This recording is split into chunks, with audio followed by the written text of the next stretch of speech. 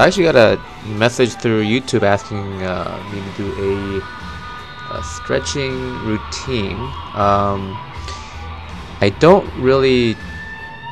wouldn't really call it a stretching routine. I would call it like a warm-up routine for my muscles, and I don't do the same thing every time. I do what I think I need to do for the day to get certain muscles primed.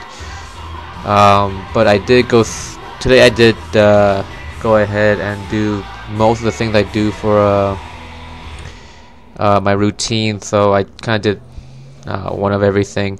First thing I do is I kind of do some foam rolling. First on my hips, and I do like 15 basically reps on each side, and if I need to do more, I'll do a little more, and just kind of find the little knots in there and dig in, then go for the glutes next. And it was a little actually pretty chilly today for Charleston, which is like 50 degrees. I know the rest of the country right now is probably below 10, but it is what it is. So I did end up needing to do a little more dynamic work in the beginning, and I say dynamic work as in dynamic stretching. I don't think it's a good idea to do static stretching while your muscles aren't warmed up. I feel like there's a ton of potential for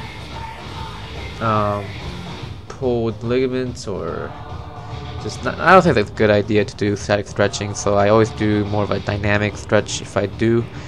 And I don't really call it stretching either. I just like a warm-up, and basically I just go through portion of my leg with a foam roller. So I did hips, I did my glutes, and then I did my IT bands on each side. And it's about 15 reps each. If I need to do more, then I do more. If I need to do less, I do less. So a lot of times, once my frequency of squatting does pick up again, I find that I need to do this less and less, which is pretty interesting. I guess your body adapts to a lot of the stresses and learns to just I don't know, fix itself. I mean, but that's the whole point of training, right? You just want to stress your body so your body adapts to it, gets stronger, and not only through strength but also for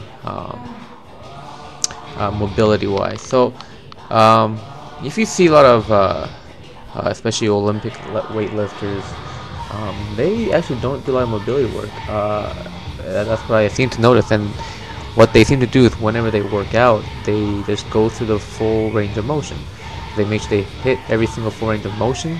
Some of them do a little bit of mobility work, but not as as popular as it's gotten these days. But I do mine since I haven't squatted in a long time, and I'm just getting back into it. So it's good to do it. I guess it's more of an insurance, I guess. But if you want to make it workout more efficient, you need to work out smarter, I guess. So after I'm done foam rolling, I don't know what they either call it. It's kind of a little twisty. I kind of just a lot of things I do to loosen up my hip area. So whatever I can to loosen them up, kind of twist back and forth, and then I do it forward, and I believe I do it backward also. But and I kind of ramp it up. So the first thing I did was foam roll, and then the second thing I do is basically kind of move my body around more and more. And this looks ridiculous in public. Yeah, I can just imagine it on the streets. And then basically what I do after that is kind of like long lunges, and I just kind of make sure everything stretches out properly. And while I'm doing this, one